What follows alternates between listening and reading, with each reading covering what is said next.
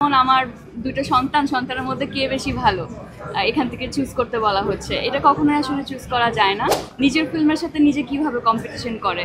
তবে সাবা আমার খুবই প্রিয় একটা কাজ হয়ে থাকবে সারা জীবন।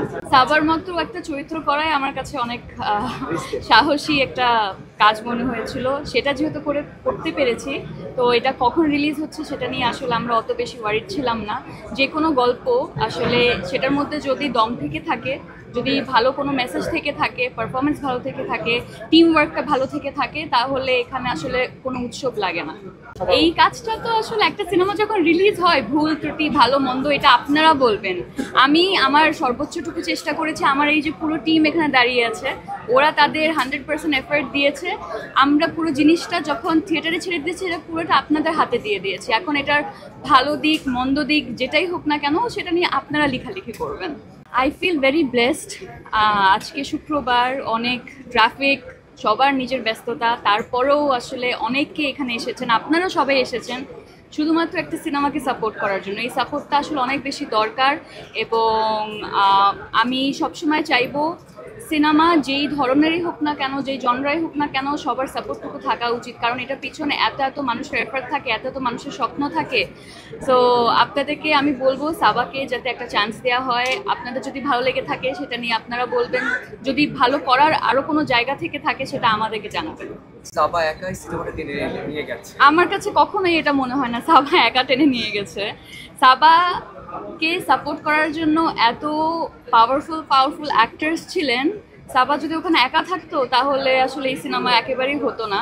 এই যে মোস্তফা মনওয়ার ভাইয়া, আমি এই ফিল্মটা করেছি কারণ I wanted to work with him, এবং he is such a powerful actor. ওনার আগের কাজগুলো আপনারা যদি দেখে থাকেন কিংবা ওনার প্রোফাইলটা যদি ঘাটেন, তাহলে অ্যাজ অ্যান অ্যাক্টর উনি আসলে কতটা ডাইমেনশনাল বা কতটা ভার্সেটাইল এটা বলার বাইরে। আমি এই কাজটা করেছি কারণ মনওয়ার ভাইয়া, মাকসুদ ভাইয়া, প্রাচী আপা সবাই এত পারফেকশনিস্ট। আমি যদি আসলে এই কাজে কোনোভাবে কিছু একটা শিখতে পারি, এটা আমার জন্য একটা বাড়তি পাওয়া। দেখেন, আমি আসলে যখন আগের কাজগুলো বলেছেন সেগুলো প্ল্যান করে করি নাই, এটা ওইভাবে প্ল্যান করে করিনি। আমি সবসময় আসলে এমন চরিত্র করতাম যে চরিত্রের কোনো মিনিং আছে, এবং আজকে যে আপনি এই পুরান কাজগুলোর নাম বলেছেন, তার মানে ওই কাজগুলো কোনো না কোনোভাবে আপনার উপরে ওই ইম্প্যাক্টটা ফেলেছে। তো আমার কাছে যখন আমি সাবার ক্যারেক্টারটা করছিলাম বা পুরো স্টোরিটাই যখন করছিলাম, আমার কাছে মনে হয়েছে আজকে থেকে কয়েক বছর পর হয়তো বা গিয়ে কেউ বলতে পারে মেহজাবিন সাবা চরিত্রটা হয়তো বা ভালো করেছে। তো আমার মধ্যে ওই বিশ্বাসটুকু ছিল, তাই আমি চেষ্টা করেছি। আমি বলবো 3 জন হ্যান্ডস প্লাস আরও অনেক ছোট ছোট হ্যান্ডস দাঁড়ানো একসাথে, কারণ তাদেরকে ছাড়া এই টিম ওয়ার্কটা কোনোভাবেই পসিবল হতো না।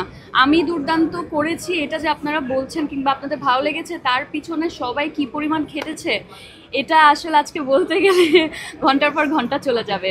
আই থিঙ্ক আমি অনেক বেশি টিম ওয়ার্কে বিলিভ করি, এবং টিম ওয়ার্ক ছাড়া কখনোই ভালো কোনো কিছু ডেলিভার করা সম্ভব হয় না। সো সাবার পিছনে এবং যে কোনো কাজ, যে কোনো ফিল্মের পিছনে আসলে সবার একটা স্বপ্ন থাকে, সবার এফর্ট থাকে। তো আমরা আমাদের এফর্টটুকু দিয়েছি, এখন আপনারা বাকিটা জানাবেন। সাবার তো অনেক ভালো একটা ফেস্টিভ্যাল রান ছিল। যখন ওই ফেস্টিভ্যাল রানটা শেষ হয়েছে, বিভিন্ন ফেস্টিভ্যাল থেকে ঘুরে এসেছে, বিভিন্ন ধরনের ক্রিটিক্সরা সেটা নিয়ে কথা বলেছে, তাদের মন্তব্য জানিয়েছে। তারপর যখন এটা শেষ হলো, তখন আমরা আসলে সিনেমা হলে, বাংলাদেশের সিনেমা হলে এটা রিলিজ দিয়েছি। তো ফেস্টিভ্যালের জার্নিটা মোটামুটি শেষ, এখন এটা আপনাদের কাছে দিয়ে দিয়েছি। এখন এটা কতটুকু কি করতে পারবে না করতে পারবে এটা আপনাদের হাতে।